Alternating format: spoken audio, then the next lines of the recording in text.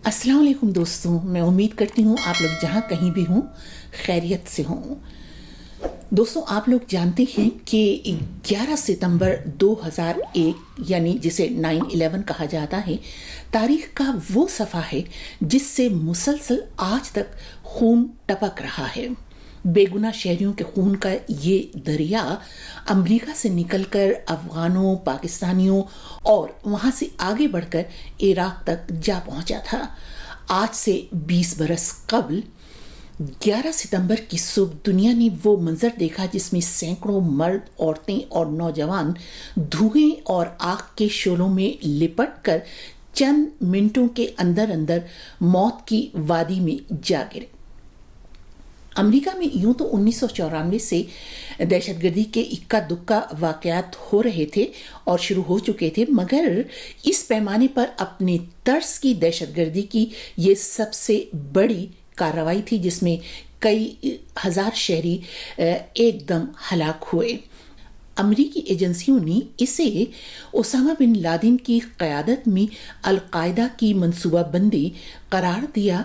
Osama bin Laden 90 के अशरे के अवाइल से अफगानिस्तान में मुकीम थे और तालिबान के दस्ते रास थे।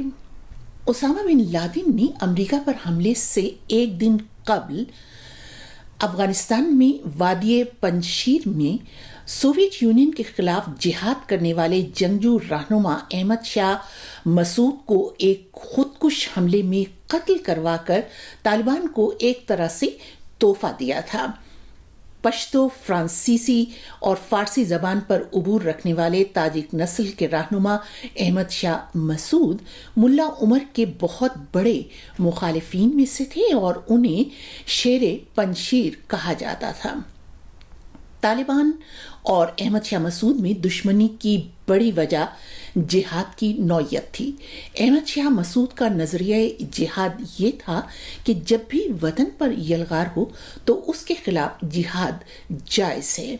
इसीलिए साबिक सोवियत यूनियन के खिलाफ लड़ाई में वो एक आहनी गोरीला लीडर बन के उभरे। पंजशीर को 40 बरस तक ना सोवियत फौज, ना अमरीकी और ना ही तालिबान कभी फतह कर पाए, लेकिन अल-कायदा ने दुनिया भर में किसी भी जगह हमले को जिहाद का नाम दिया जिसमें बेगुनाह औरतें, बच्चे, मर्द अगर हलाक हो जाएं, मारे जाएं तो उसकी परवाह ना की जाए। वो इसे इस्लाम की निश्चत सानिया से ताबीर करते थे।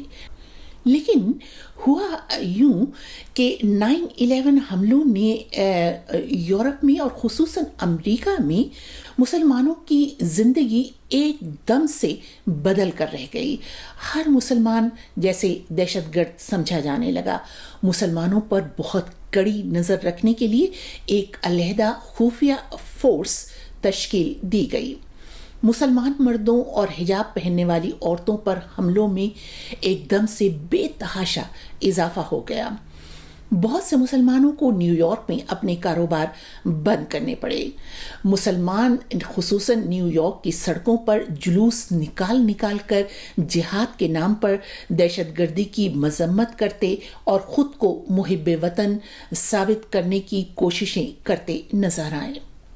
आज तक मुस्लिम नौजवानों के लिए अच्छे रोजगार हासिल करना जुएशी लाने से कम नहीं है। बहरहाल न्यूयॉर्क हमले के बाद अमेरिका ने मुल्ला उमर से ओसामा बिन लादेन और अल-कायदा की क़यादत को उसके हवाले करने का मुतालबा किया। मुल्ला उमर ने अपनी रिवायती मेहमान पसंदी का हवाला देते हुए ये कहकर इनकार कर दिया कि ओसामा बिन लादेन हमारे मेहमान हैं और अमेरिका से कहा कि इस बारे में सबूत फराहम किए जाएं कि इन हमलों की मंसूबाबंदी अफगानिस्तान में हुई थी। लेकिन जो इत्तलात मिली और ख़बरें मिलती रहीं उनके मुताबिक अमेरिका ने ऐसे कोई सबूत मुल्ला उमर को फराहम नहीं किए। होना तो ये चाहिए था कि इस हमले के बाद अमरीकी हुक्मरान सर जोड़कर बैठते और ये सोचते कि अमरीका पर इन हमलों के पसे पर्दा मुहर्रिकात क्या हैं, کہیں یہ کئی اشروں سے دنیا بھر میں خصوصاً مشرق وسطیٰ میں جاری امریکی پالیسیوں کا رد عمل تو نہیں، جہاں وہ اپنے ہتھیار بیچنے کے لیے مطلق العنان بادشاہوں کی پشت پناہی کرتا رہا، اور جہاں فلسطینی کئی اشروں سے اپنی ہی زمین پر در بدر پھر رہے ہیں۔